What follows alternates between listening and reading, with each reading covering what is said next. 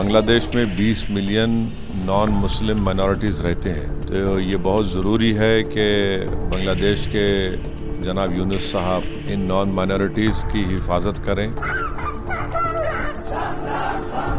बांग्लादेश में हाल ही में हुई हिंसा और हिंदू समुदाय पर हुए हमले को लेकर ऑल इंडिया मजलिस-ए-इत्तेहादुल मुस्लिमीन यानी कि AIMIM के प्रमुख असदुद्दीन ओवैसी ने बड़ा बयान दिया है।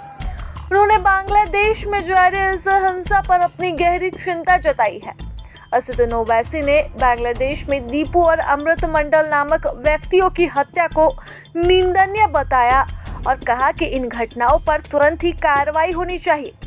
वह कहते हैं कि बांग्लादेश सरकार से इन घटनाओं में शामिल दोषियों को न्याय के कटघरे में लाने का आग्रह करते हैं।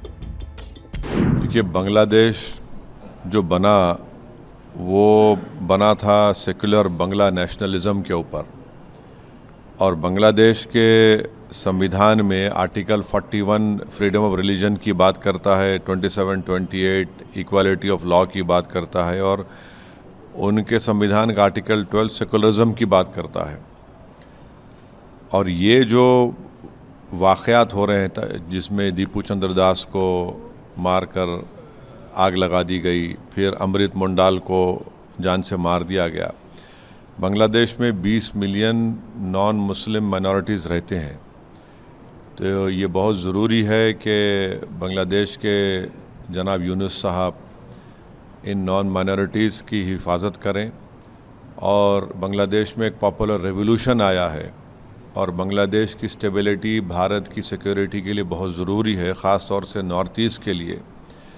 तो जहाँ पर हम दीपू चंद्र दास की हत्या और उसके जलाने की हम पुरज़ोर अल्फाज में उसकी मज़म्मत करते हैं, कंडेम करते हैं, हम उम्मीद करते हैं कि भारत सरकार भी बांग्लादेश से और भारत सरकार के हमारे देश में ताल्लुक़ात और ख़राब नहीं होंगे बल्कि अच्छे होंगे, क्योंकि बांग्लादेश की स्टेबिलिटी भारत के लिए बहुत ज़रूरी है। तो उम्मीद करते हैं, बस साथ ही साथ हमको ये भी समझना ज़रूरी है कि हमारे देश में वेस्ट बंगाल के एक लेबर को जिसका नाम जोएल शेख था, उड़ीसा के संबलपुर में उसको बांग्लादेशी कहकर मार दिया गया। त्रिपुरा के एक MBA स्टूडेंट को, जो ट्राइबल लड़का है एंजल चकमा, उसके चेहरे को देखकर उस पर तंज करके उसको मारा और पीटा गया, उसकी मौत हो गई, जो त्रिपुरा का एक ट्राइबल है। फिर नालंदा डिस्ट्रिक्ट में अतहर हुसैन को उसके कान को, उंगलियों को, पैर को काट दिया गया, जिसम में एक रॉड को अंदर डाल दिया गया।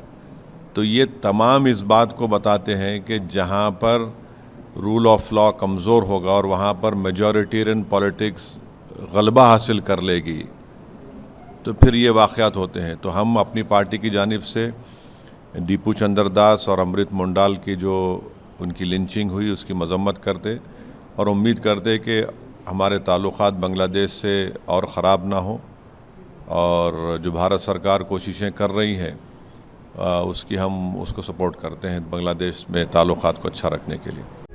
प्रभातखबर.com, विश्वास वही, रफ्तार नहीं।